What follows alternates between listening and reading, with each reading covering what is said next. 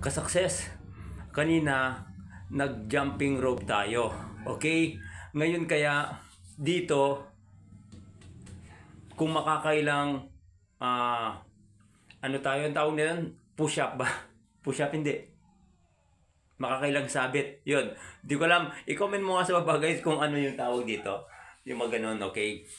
Comment mo sa baba, ilagay mo sa comment section para alam natin. Nalimutan ko, okay? So, umpisa na natin, okay?